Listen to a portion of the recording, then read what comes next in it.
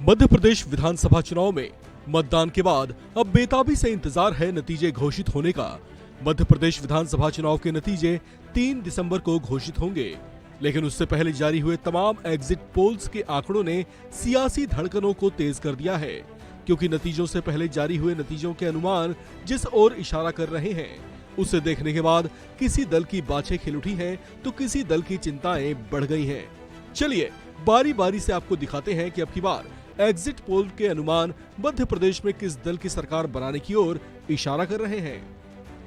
अगर बात सबसे पहले जन की बात के एग्जिट पोल अनुमानों की करें, तो जन की बात ने अपने आंकड़ों में बीजेपी और कांग्रेस के बीच कांटे की टक्कर का अनुमान जताया है। जन की बात ने कांग्रेस को 102 से 125 सीटें, बीजेपी को 100 से 123 सीटें, जबकि अन्य के खाते में 0 से 5 सीटें जाने का अनुमान जताया है।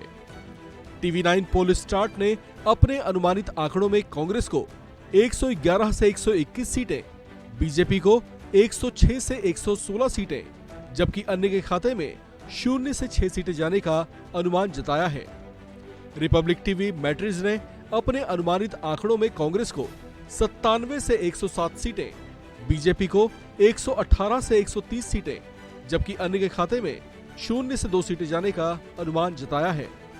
पीपल्स पुल ने अपने अनुमानित आंकड़ों में कांग्रेस को 117 से 139 सीटें, बीजेपी को 91 से 113 सीटें, जबकि अन्य के खाते में 0 से 8 सीटें जाने का अनुमान जताया है।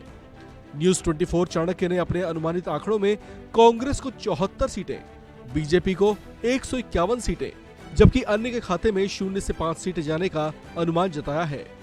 मध्य प्रदेश विधानसभा चुनाव को लेकर जारी हुए एग्जिट पोल्स के इन अनुमानित आंकड़ों ने एक साथ बीजेपी और कांग्रेस दोनों दलों की चिंताएं बढ़ा दी हैं। मध्य प्रदेश में 230 सीटों वाली विधानसभा में बहुमत का जादुई आंकड़ा 116 का है। मध्य प्रदेश के कुछ ओपिनियन पोल्स का मानना है कि यहाँ पिछली बार की तरह इस बार भी कोई दल बहुमत का आंकड़ा नहीं छू पाएगा। ऐसे में छोटे दलों और निर्दलीय विधायकों की भूमिका अहम हो सकती है। मुख्य निर्वाचन अधिकारी अनुपम राजन ने बताया था कि मध्य प्रदेश में कुल 71% से ज्यादा मतदान हुए थे, जिसमें राजगढ़ में खिचलीपुर सीट पर 85% से ज्यादा वोट पड़े थे, जबकि सबसे कम मतदान भिंड में 50.41% ही रहे थे। लेकिन कुल मिलाकर बम्पर वोटिंग हुई थी। लेकिन इतनी वोटिंग होने के बावजूद तमाम एग्जिट पोल्स के अनुमान यहाँ पर किसी एक दल के पक्ष में पूर्ण बहुमत का दावा करते नहीं दिखाई दे रहे। लिहाजा 3 तारीख को आने वाले नतीजों का अनुमान यहाँ खिचड़ी सरकार की ओर इशारा कर रहा है, जहां निर्दलियों की भूमिका निर्णायक हो सकती है।